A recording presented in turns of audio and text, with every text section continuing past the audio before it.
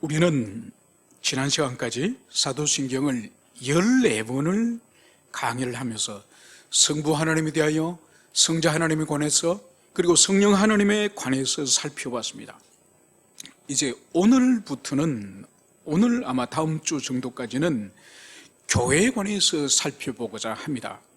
여러분, 구속사적으로도 이 땅에 성령님이 강림하신 이후에 복음적 교회가 탄생을 하지 않습니까? 그러므로 성령에 관해서 살핀 이후에 교회에 대해서 이어서 살피는 것이 구속사적인 흐름에 있어서도 바람직하고 자연스럽다는 것을 여러분들이 이해하시면 되겠습니다. 여러분, 사도신경 가운데 교회에 관한 신앙 고백은 거룩한 공예와 성도가 서로 교통하는 것과 이 부분이 되겠습니다. 그래서 오늘은 거룩한 공예에 관한 부분을 우리가 살피고, 그리고 다음 주에는 이 거룩한 공예에 관련돼서 조금 부족한 미진한 부분과 성도가 서로 교통하는 것을 우리가 살펴보도록 그렇게 하겠습니다. 여러분, 우리가 먼저 교회의 개념을 먼저 정확하게 이해를 하고 오늘 그리고 다음 주에 말씀을 드려야 될 것입니다. 여러분, 교회라고 하는 이 단어는 이 신약에서 주도적으로 사용되어지지만은 구약에도 교회가 있습니다. 그러니까 구약의 이스라엘 백성들이 광야 행진을 해서 가나안 땅으로 들어가지 않습니까? 그래서 광야 교회라는 말이 사용됩니다. 그래서 구약은 이미 교회를 가지고 있는 거죠. 그래서 교회는 사실 하나님 백성이 탄생하는, 시작되는 그 출발점부터 교회가 있었으니 이미 우리 처조상 아담과 하와 그리고 가인과 아벨 이후의 모든 하나님 백성의 시대에 교회가 있었음을, 그것을 알 수 있습니다. 그럼에도 불구하고 특별히 구약에서 교회를 찾아라고 한다면은 우리가 하나님께서 이스라엘 백성들을 부르시는 그런 사인이 있습니다. 그것이 바로 뭔가 하니까 유월절이라든지 그리고 초막절이라든지 오순절이라든지 이런 절기가 되면은 이스라엘 전역의 이 레위 지파, 이 제사장 지파가 흩어져 살지 않습니까? 그 사람들이 나팔을 불어요. 그래서 이 제사장 지파가 나팔을 전국적으로 불면은 일하는 손을 다, 일하는 손을 다 멈추고, 이 나팔의 소리는 무슨 의미인가 하니까 일을 멈추고 지금 지정된 곳으로, 즉 성전이나 성막으로 모여서 하나님이 지정해 주신 절기를 지켜라, 이것이 바로 나팔 소리의 의미예요. 그래서 이 나팔 소리를 듣고 모인 사람, 이 모인 사람을 칼이라고 해요. 칼. 이 칼이 성경에서는 총회, 도로 차 타고 가다 보면 총회신학교 뭐 이런 뜻이 있지 않습니까? 그것이 바로 하나님 백성의 모임, 하나님 백성의 이 군집, 이런 뜻이 이 칼, 총회라는 뜻이요. 그래서 그 나팔 소리를 듣고 일손을 멈추고 모인 사람이 바로 구약 교회의 의미예요. 물론 여러분, 나팔 소리가 울리지만은, 명절이 되었지만은 예루살렘으로 성막으로 모이지 않는 사람들이 있습니다. 여러분, 그런 사람은 교회가 아니에요. 혈통적으로는 아브라함의 자손이고 야곱의 후손이지만은 이 안식일이라든지 절기에 모이지 않는 사람은 칼이 아니에요. 그래서 모세 율법에 이 모임에 대한 절기에 관한 말씀 뒤에 반드시 뭐가 있습니까? 모이지 않는 자는 이스라엘 가운데 끊어질지어다, 저주를 받을지어다. 여러분, 그렇기 때문에 우리가 주일 성수라는 것을 옛날에 우리 할아버지, 아버지나 소중히 여겼지, 요즘 뭐 주일 성수가 뭐가 있어? 여행 가서 적당하게 유튜브 켜가지고 예배 드리면 되지. 여러분, 구약의 하나님의 정신에 의할 교회는 이스라엘 가운데 끊어질, 저주받을 짓이에요, 여러분. 그러니까 여러분들이 매우 주일 성수를 하찮게 여기는 것은, 이것은 신앙의 근본이 잘못된 거예요. 그러면서 이것이 구약교회라고 한다면, 이제 신약교회는 이 헬라어에서 이 교회를 에클레시아, 이 에클레시아는 부르심을 받다, 여기로부터 나온 거예요. 바로 이것이 뭔가래, 세상 가운데 사망과 죄 가운데 있는 인생이 복음을 통해서, 그리스도 예수를 통해서 초청함을 받는, 부르심을 받고 거기에 응하여서 모인 무리들, 여러분, 이것이 신약교회 에클레시아예요. 그래서 여러분, 이 건물은 에클레시아가 아니에요. 이거는 예배당이에요. 예배당. 그래서 과거에 우리가 여기서 이 상가를 얻어서 예배당으로 서기 전에는 여기에 한샘 대리점이었어. 그러니까 상업 용도로 사용되었죠. 그죠? 그런데 지금은 상업 용도가 아니라 예배와 우리가 친교와 양육의 용도로 하나님의 거룩한 목적을 위해서 이것이 사용되는 거예요. 그래서 이걸 예배당이라 부르고, 바로 주님께 부르심을 받은 여러분 한 분 한 분이 바로 에클레시아, 교회라는 교회. 그러면 또 이런 말을 하는 사람이 있습니다. 아니 목사님, 저는 주님께 불려서 온 게 아닌데요, 저는 남편에게 끌려왔는데요, 저는 아내에게 끌려왔는데요, 저는 친구에게 끌려왔는데요. 여러분, 그것은 하나님이 사용하시는 수단이에요. 하나님이 부르시는데 여러분 꿈속에 나타나서 부르시는 것이 아니라 여러분의 가족관계, 여러분의 친구관계, 인간관계를 사용해서 하나님이 부른 거예요. 그래서 아무튼 구약의 교회 칼이나 신약의 교회 에클레시아나 이 모든 본질이 뭐냐, 하나인데, 하나님의 부르심을 받고 그 부르심에 응해서 모인 사람이 교회다.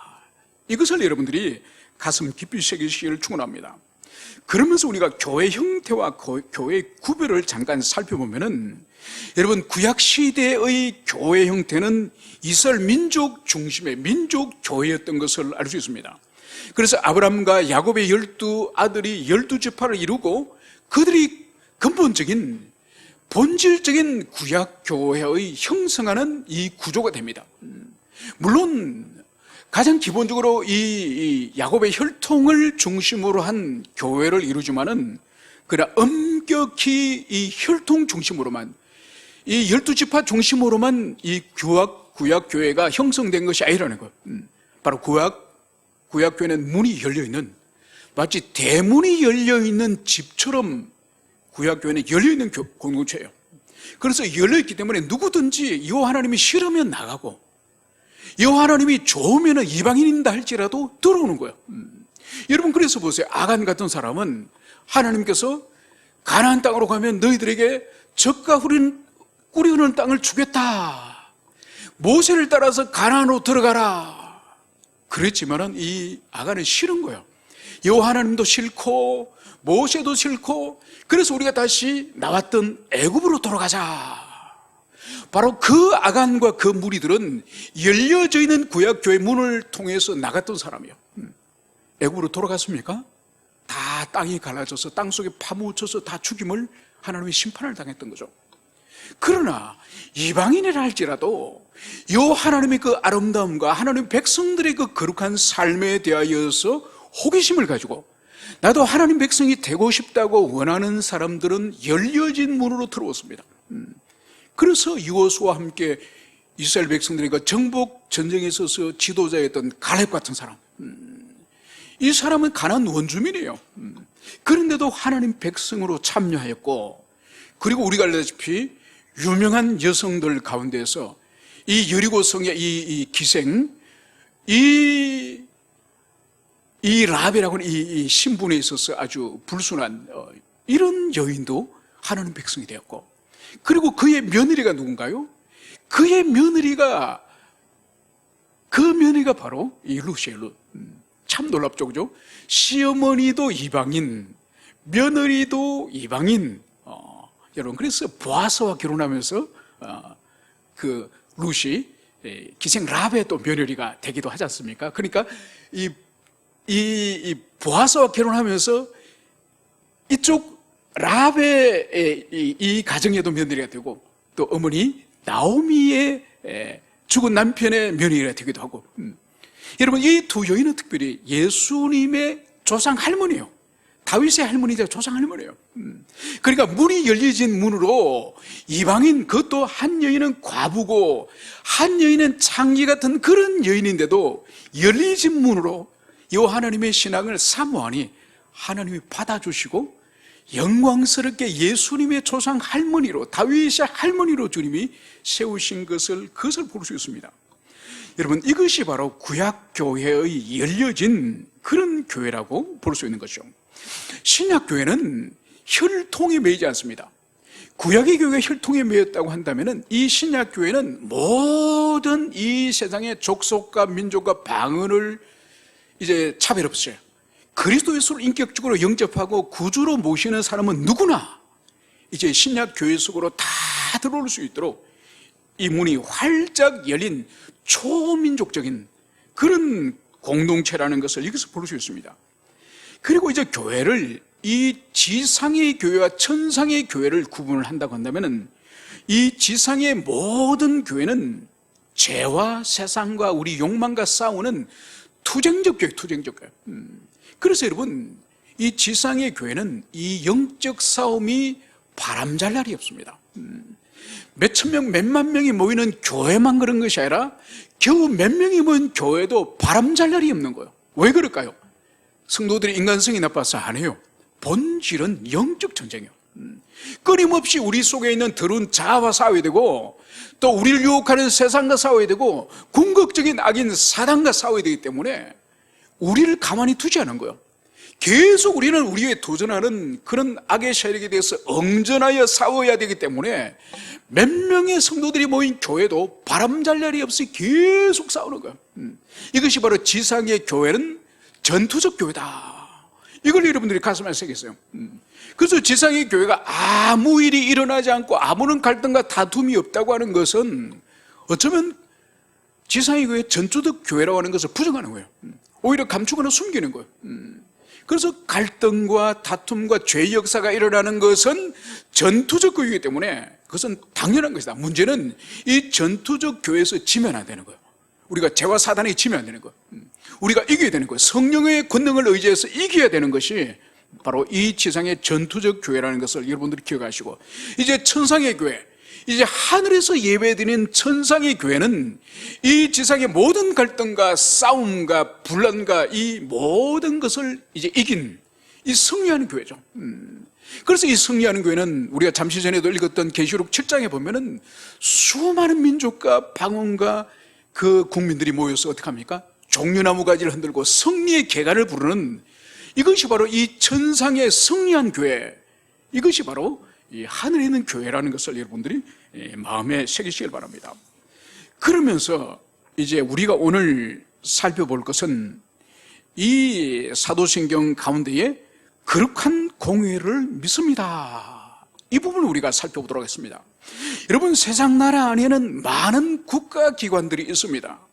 그 나름대로 고유한 사명과 그 기관들의 특징들이 다 있는 것이죠.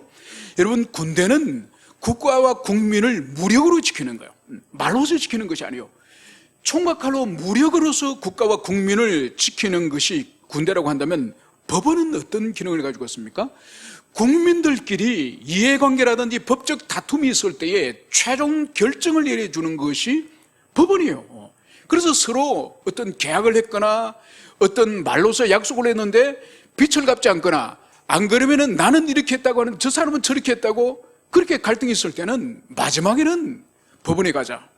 그래서 소송을 통해서 국가에서 법원에서 결정해 주지 않습니까? 이것이 법원이죠. 그리고 국회는 어떤 기능을 합니까? 국회는 무엇보다도 사회의 이 법규범, 이 규범을 제정하는 입법기관이에요. 입법기관일 뿐만 아니라 국가가 사용하는 이 예산을 정하고, 정한 예산을 제대로 사용되었는지 이 심사하는, 이 결산하는 기관이 바로 국회지 않습니까? 여러분, 그러면 교회는 뭡니까? 이 국가기관은 제 나름대로의 고유한 목적과 특성을 가지고 한다면 여러분들은 교회는 무엇입니까? 이렇게 여러분들이 질문을 받으면 가장 먼저 떠오르는 그런 교회 특징이 뭐라고 생각이 됩니까? 어린아이들이 이렇게 물으면 내 목사님 십자가요, 또 어떤 애는 내 찬송가요, 내 성경이요, 이렇게 말을 하기도 합니다. 그런데 이 사도신경에 근거할 때 교회의 특징이 뭐냐, 교회의 본질이 뭐냐, 그것은 바로 오늘 우리가 거룩한 공회, 즉 교회의 거룩성, 그리고 교회의 보편성, 이것이 바로 사도신경에서 등장하는 이 두 가지의 교회의 본질이라는 것을, 이것을 볼 수 있습니다. 그러면 우리가 여기서 거룩한 공회라고 할 때 이것이 캐톨릭 처치예요. 공회가 캐톨릭 처치예요. 그러면 우리가 로마 가톨릭을 믿는다는 것입니까? 이런 질문을 하는 사람이 있습니다. 여러분, 그런 뜻이 아니에요. 여기서 이 캐톨릭 처치라고 할 때 이 캐톨릭이란 말 자체는 이것은 우주적인, 보편적인, 전체적인 그런 의미예요. 그래서 로마 교회가 이 로마 가톨릭이 전 세계적으로 복음이 확산되어지고 교회가 세워지면서 수많은 이 로마 가톨릭을 믿는 사람들이 탄생을 하지 않습니까? 그래서 가장 많은 회원을, 이 가톨릭 교회 회원을 그들이 보유했다고, 민족과 나라를 초월해서 그들이 가졌다고 해서 그들이 가톨릭 처치를 그들이 사용한 거예요. 그들이 먼저 사용한 거예요. 그래서 이 본래의 뜻은 우주적인, 보편적인, 전체적인 이런 의미예요. 그래서 우리가 이 가톨릭 처치를 사용하는 것은 전혀 잘못된 것이 아니에요. 오히려 성경에 또 성경 진리를 드러내는 그런 탁월한 말씀들을 악한 무리들이 오히려 빼앗아서 먼저 사용하는 경우들이 있지 않습니까? 예를 든다면은 하나님의 교회. 여러분, 우리 모두가 그리스도의 교회자, 하나님의 교회지 않습니까? 그런데 한국에서는 이단 하나님의 교회라는 그 무리들이 그 단어를 가져가서 사용하는 바람에 다른 사람들은 감히 하나님의 교회란 말을 못합니다. 그리고 보세요, 요한계시록을 보면은 이제 모든 구원받은 백성들이 이제 마지막으로 어디로 들어갑니까? 새 하늘 새 땅으로 들어가죠, 그죠? 이 새 하늘 새 땅으로 천국으로 들어가는 이것을 한문으로 번역하면 뭐죠? 신천지, 신천지. 여러분, 이 신천지 또한 이단이 사용하는 바람에 우리가 사용을 못해. 사용하면 오해를 받아. 여러분, 캐톨릭도 마찬가지예요. 이 캐톨릭 처치는 민족과 나라와 인종과 언어를 초월하는 모든 믿는 자들의 참된 교회가 이 캐톨릭 처치, 보편교회, 우주적 교회예요. 그런데 로마 교회에서 먼저 사용하는 바람에 우리가 사용하기를 주저하지만은 결코 그런 의미가 아니에요. 그래서 우리가 오늘 고백하는 이 교회의 이 두 특징이 바로 거룩성 그리고 보편성, 이 두 가지를 오늘 살펴보도록 하겠습니다. 여러분, 먼저 우리가 교회의 거룩성을 이해하기 전에 하나님의 거룩성을 먼저 이해를 해야 됩니다. 여러분, 본디 이 거룩성은 이것은 인간이나 다른 사물들에게 속한 것이 아니에요. 이 거룩성은 본디 하나님에게만 적용되어지는 하나님의 속성이에요. 그래서 이 거룩성이 하나님이 도덕적으로 그리고 주님의 이 지성적으로 완전한 그런 존재이죠. 그래서 어떠한 죄와 어떠한 불법이라도 주님은 용납하지 않으시고 그 죄와 불법을 미워하시는 이 속성이 바로 거룩성이에요. 그래서 여러분이 요즘 지금 예레미야서를 묵상하지 않습니까? 예레미야서를 묵상하면은 거기에서 우리가 뭘 느낄 수 있습니까? 하나님의 이 진노, 이스라엘 백성을 향한 하나님의 이 진노를 느낄 수 있지 않습니까? 그런데 시드기야 왕을 비롯해서 이 백성들에게, 이 신하들에게 있어서는 뭘 느낍니까? 하나님의 진노를 전혀 이 사람들은 양심의 화해를 받아가지고 느끼지를 못하는 거예요. 여러분, 예레미야는 어떻습니까? 예레미야는 하나님과 바른 관계 안에 있으니 이 하나님의 진노를 이 예레미야는 생생하게 경험하고 있습니다. 그리고 하나님이 이스라엘 백성을 불쌍히 여기실 때는 이 예레미야의 심령 안에 또 이스라엘 백성을 불쌍히 여기는, 자기 동족을 불쌍히 여기는 그 마음이 이 예레미야 선지자 속에서 또 느껴지는 거예요. 뭘 말씀을 드린 거니까?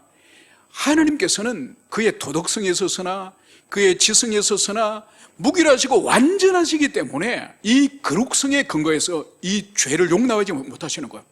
그래서 죄에 대해서는 분노하시고 반드시 심판하시고 반드시 파멸시키시고, 그것이 하나님의 이 거룩의 속성이에요.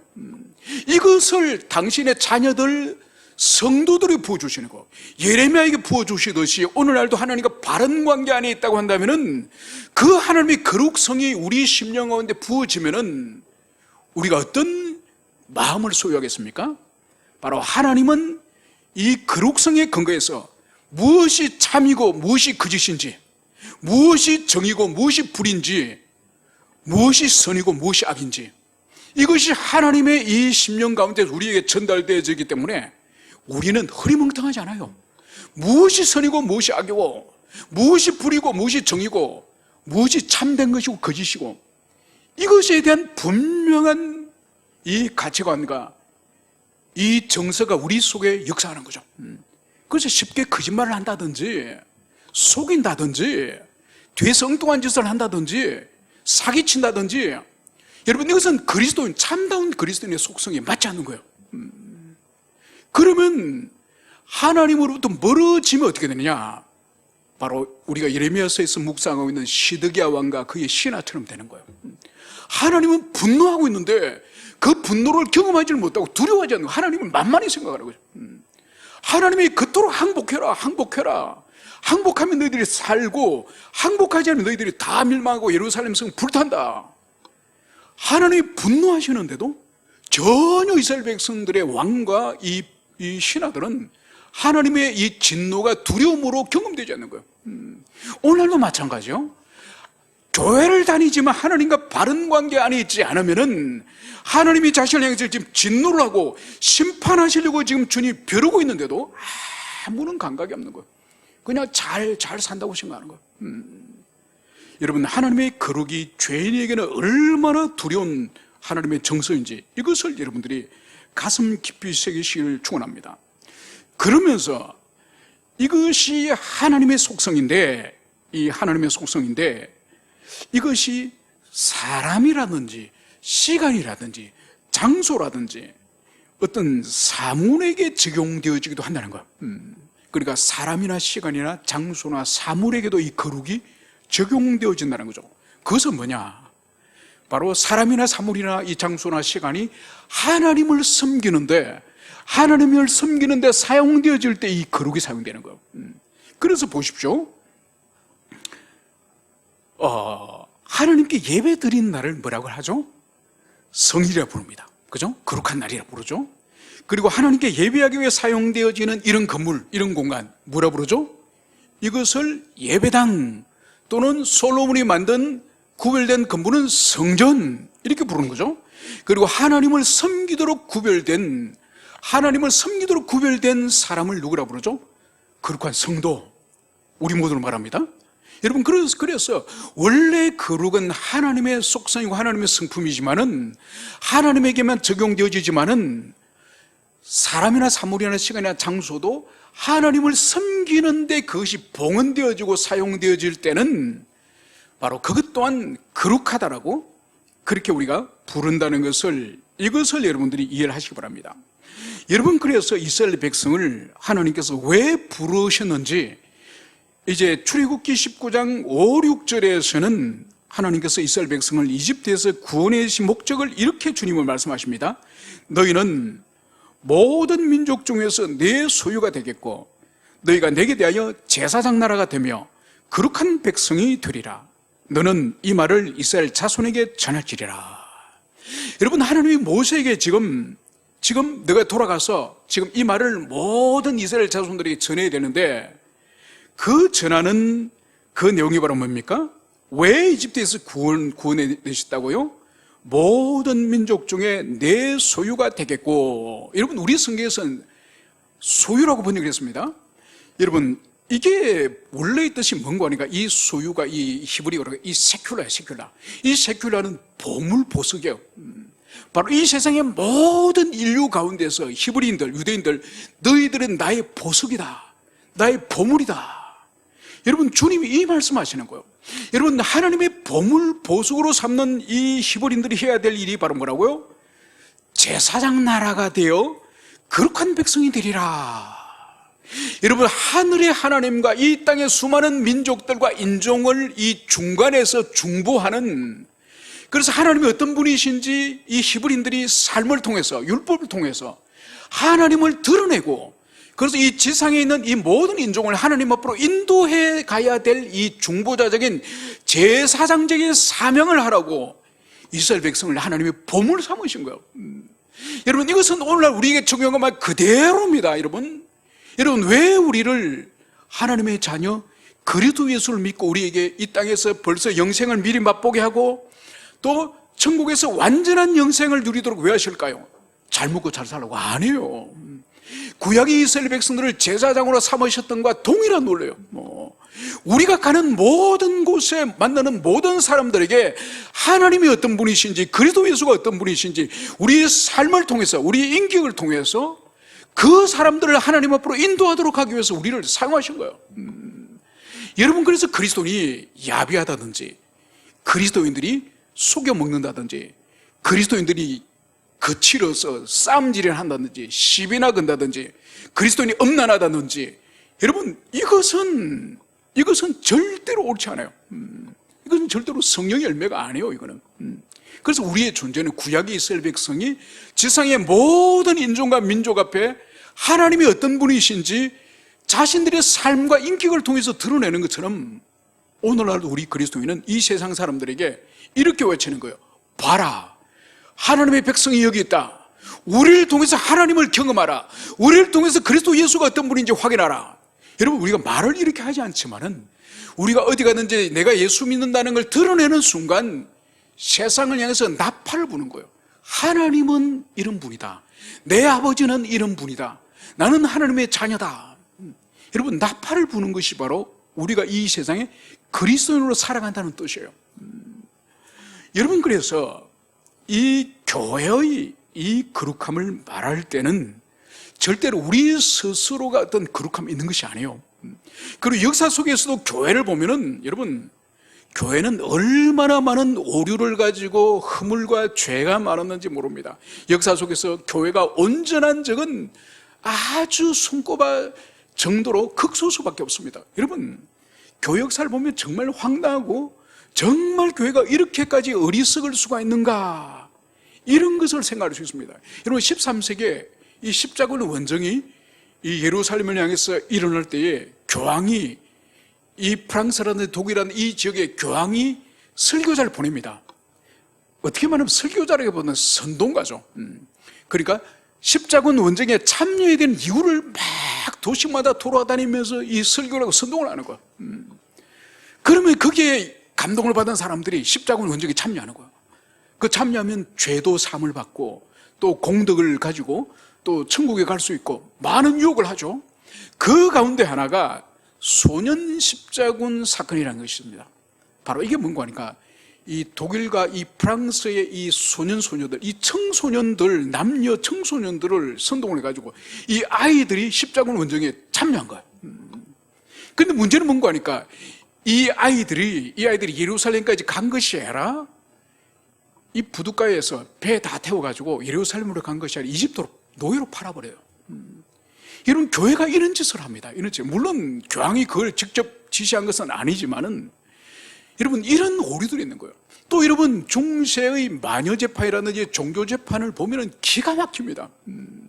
여러분, 이 마녀재판에 있어서의 규정이 있는데 바로 뭔가 하니까 마녀를 신고한 사람은 마녀로 이 판정을 받은 사람의 재산을 다 가질 수 있습니다.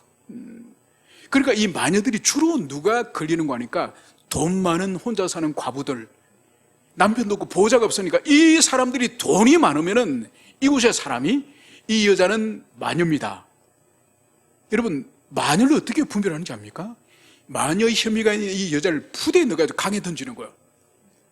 강에 던져서 깔아앉으면은 마녀가 아니에요. 여러분, 깔아앉으면 죽죠, 그죠? 자, 푸대를 강물에 집어 던질 때 떠오르면은, 이 여자가 들어있는 떠오르면 마녀, 이거는. 이거 불태워줘요. 여러분, 깔아앉으면 물에 빠져 죽고, 물에 떠오르면은 불태워주고, 죽는 거는 마찬가지예요. 이런 무식하고 이 잔인한 일이 교회를 통해서 일어난 거예요. 그래서 지나간 인류 역사 속에 교회 역사를 보면은 수많은 오류와 수많은 악들이 교회 이름으로, 그리스도 이름으로 이런 일이 일어났음을 볼 수 있습니다. 여러분, 그렇기 때문에 교회는 스스로 절대로 거룩한 존재가 아닙니다. 그럼 왜 이 사도신경에서 왜 거룩한 교회를 믿습니다, 거룩한 공교회를 믿습니다, 이 고백을 할까요? 이것은 바로 우리 개인이, 교회는 우리 개인이 부정하고 여전히 부패성을 가지고 있는 것처럼 역사 속에서 교회가 수많은 오류를 가지고 있지만은 그것 때문에 아니라 바로 우리가 교회이자 우리가 주님의 몸이에요. 그리고 이 교회의 머리가 누구신가요? 교회의 머리가 우리 예수님이에요. 그래서 예수님 그분이 거룩하시기 때문에 그분의 몸된 우리가 거룩한 거예요. 결코 우리의 도덕성이나 우리 스스로의 어떤 선함이 있어서 거룩함이 아니라 바로 우리 주님이 거룩하신 분이고 우리 주님이 우리의 머리 되시고 그리고 우리가 하나님을 섬기도록 봉헌된 하나님의 소유이기 때문에 우리가 거룩한 존재라는 것을, 이것을 여러분들이 가슴 깊이 새기시길 바랍니다. 여러분, 그러므로 우리가 오늘 레위기 19장 1, 2절에서도 읽었고 또 이 말씀을 베드로 사도가 베드로전서 1장 16절에서 다시 반복해서 이 말씀을 인용을 합니다. 그 말씀이 바로 뭔가 하니까 내가 거룩하니 너희도 거룩하라. 내가 거룩하니 너희도 거룩하라.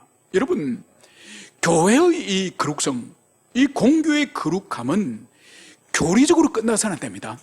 교리적으로 끝나지 않고 이것을 우리에게 적용하여서 우리가 거룩한 삶을 살 수 있도록 우리가 혼신의 힘을 다해야 되는 이 사명이 우리에게 주어졌다는 것을, 이것을 여러분들이 가슴 깊이 새기시길 바랍니다. 여러분, 그래서 우리 그리스도인은 결코 이 세상의 도덕과 윤리가 우리의 목표가 아니에요. 우리는 윤리적으로 도덕적으로 더 탁월하게 살자. 여러분, 이것이 우리 그리스도인의 관심이 아니에요. 우리 그리스도인의 관심은 거룩이 목표예요. 우리가 거룩하게 살 때에 이 결과로서, 이 거룩의 결과로서 탁월한 도덕과 탁월한 윤리적인 삶이 밖으로 드러나는 것.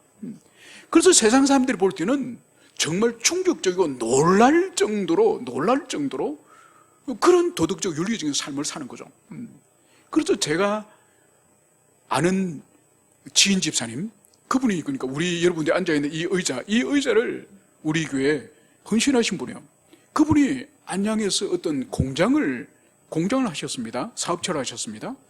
다른 분들은 주변에 있는 이 공장지대는 다 이 수입을 다 다운시켜가지고 그래 세금을 낸 거예요. 그런데 그분은 자신은 그리스도이기 때문에 정부와 국가를 속일 수 없다. 있는 그대로 이분은 소득신고를 한 거예요. 그래서 사람들이, 주변에 사업할 사람들이 다 뭐 웃죠. 아니, 뭐 그리 잘났다고 그러냐. 그런데 어느 날 이 공장지대가 개발이 되면서 이제 보상의 문제가 나온 거예요. 여러분, 국가에서 보상의 기준은 뭐죠? 그 사람의 세금이에요, 세금. 그러니까 이분은 다른 분의 몇 배의 보상을 받았습니다. 그제서야 사람들은 정직이, 진실이 최고다. 여러분, 이것은 참된 그리스도인이 가질 수 있는 미덕이에요, 미덕. 여러분, 제가 아는 또 어떤 치과 의사 선생님은 이 병원이 또 수입이 보통이 아니에요. 이 병원 수입이 엄청납니다. 보통 이 업계 이 의사 선생님들은 이 수입을 항상 낮춰서 이렇게 소득 신고를 합니다.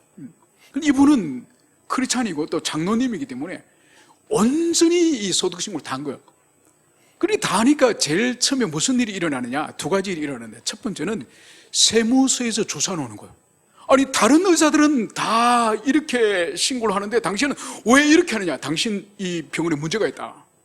이렇게 국가에서 세무조사가 나오고, 두 번째는 무슨 일이 생기느냐, 동료 의사들에게 욕을 바가지로 얻어먹는 거예요. 그래, 니 잘났다, 니 잘났다. 여러분, 우리 그리스도인이기 때문에 때로는 동료들에게 비난을 받는다 할지라도 속이 오고 거짓말을 해서는 안 되는 거죠. 여러분, 이것이 바로 거룩한 삶에 실천하는 적용점이라는 것을 여러분들이 가슴에 새기시길 바랍니다. 그래서 항상 우리의 인식은 도덕과 윤리에 맞춰서 내가 도덕적으로 살아야지, 윤리적으로 살아야지, 이것이 아니라 항상 내 눈앞에, 내 앞에 하나님이 지금 계신다. 하나님이 내 삶의 모든 것을 감찰하시고 보시고 듣고 계신다. 여러분, 이런 신전의식, 이 코람데오라고 하는 이 신전의식이 있는 사람만이 이런 거룩한 삶을 살 수 있다는 것을, 이것을 여러분들이 가슴 깊이 새기시길 바랍니다. 그래서 오늘날 교회와 교회의 지도자들이 이 세상의 평균적인 도덕과 윤리보다 떨어지는 이런 일들을 우리가 얼마나 자주 소식을 접합니까? 얼마나 부끄러운 일이요. 그래서 다시는 우리가 거룩을 목표로, 내가 하나님 앞에 있음을 깊이 인식하면서 거룩을 목표로 우리 모든 교우들이 사시기를 축원합니다. 이제 두 번째로 우리가 살펴볼 것은 교회의 보편성, 이 보편성의 문제를 우리가 살펴보도록 그렇게 하겠습니다. 잠시 전에도 말씀드렸다시피 이 캐톨릭 처치, 이것이 바로 우주적 교회, 보편적 교회, 그리고 전체적 이 교회라는 뜻인 것을 알 수 있습니다. 여러분, 그러면 이 보편적 교회의 이 개념을 우리가 이해할 때에 먼저 시간적으로 이 보편성을 우리가 이해해야 됩니다. 2000년 전에도 교회가 있었죠. 1000년 전에도 교회 회원들이 있었죠. 그리고 지금도 교회 회원이 있죠. 그리고 앞으로 100년 후에도 교회 회원이 있죠. 그래서 이 교회 회원은 이 하나님의 역사, 이 역사의 모든 시점에 다 이 시간을 초월하여서 이 교회 회원들이 다 있는 거예요. 그리고 보십시오. 또 장소적으로 보세요. 여러분, 장소적으로 예루살렘에서 시작된 이 복음이 확산되어서 우리 예수님이 딴 것까지 이르러 복음을 전하라 그랬지 않습니까? 그래서 지금 보세요. 지금 저기 아프리카 구석구석에, 유럽의 구석구석에, 호주 대륙의 구석구석에 여러분, 복음이 전파되지 않는 지역이 없을 정도로 모든 지역을 초월하여서 교회가 세워졌습니다. 그리고 인종적으로도 마찬가지요. 인종적으로도 모든 인종들의 복음이 지금 다 전파를 향해서 지금 달려가고 있습니다. 그래서 여기서 이 교회 보편성이라고 하는 것은 특정한 인종, 특정한 시간, 특정한 사람들에게 제한되는 이 제한성을 말하는 것이 아니에요.